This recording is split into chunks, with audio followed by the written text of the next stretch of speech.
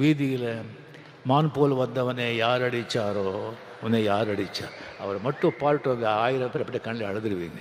ஒவ்வொரு பாட்டும் அந்த மாதிரி ஒரு பாட்டு. சரி, அந்த மாதிரி வந்து இளையராஜா வந்து அந்த மாதிரி ஒரு கொடிக்கட்டி பிறந்தார். பட் ஒன்றுங்க, ஆக்சுவலி வந்து எப்போவுமே வந்து சக்ஸஸே வந்துட்டு இருந்தால் அந்த சக்ஸஸோட அருமை தெரியாது. அப்பப்போ ஃபெயிலியர் வரணும். ஃபெயிலியர் வந்தால் தான் சக்ஸஸோட அருமை தெரியும். ஸ்ப்ரீட் பிரேக்கர் மாதிரி கம்ப்ளீட்டாக அவர் அப்படி போயிட்டு இருந்தவர் வந்து இன்னொரு வந்து இசை அமைப்பட வர்றாங்க. வந்த உடனே எல்லோரும் அந்த பக்கம் சாயிறாங்க. அவருக்கு போய்ட்டு வந்து கோடி கோடியாக சம்பாதிச்ச ப்ரொடியூசர்ஸ், டைரக்டர்ஸ், திஸ்திங் அவங்க எல்லாம் போகிறாங்க, ஆர்டிஸ்ட்டும் போகிறாங்க, இன்க்ளூடிங் ரஜினிகாந்த். பட் அவரை பற்றி அவர் எந்த கவலையும் படுறாங்க.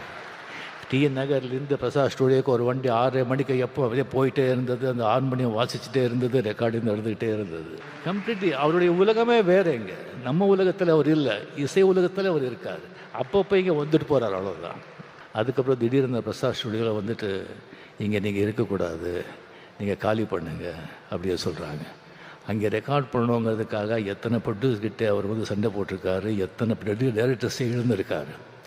சரி, ஓகே, பரவாயில்ல அப்படின்னு சொல்லிட்டு அதே ரோடில் வந்து ஒரு ப்ரீமியர் தியேட்டரை வந்து வாங்கி ரெக்கார்டு தியேட்டரை கன்வெர்ட் பண்ணி எந்த ஸ்டூடியோ இருந்ததோ அந்த பக்கமே இளையராஜா போர்டு போட்டாங்க.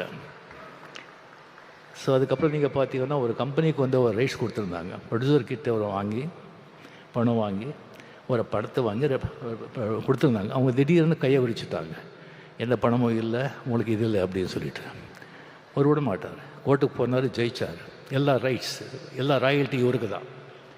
அவருக்கு தலைமை திஸ்திக்கு இல்லாமல் எந்த டிவிலையோ எந்த ரேடியோலையோ எந்த படத்துலேயோ எங்கேயோ கச்சேரி கான்சர்ட்டில் பாடக்கூடாதுன்னு சொல்லி 9 மணிக்கு அனௌன்ஸ் பண்ணுங்கன்னு சொன்னாங்க.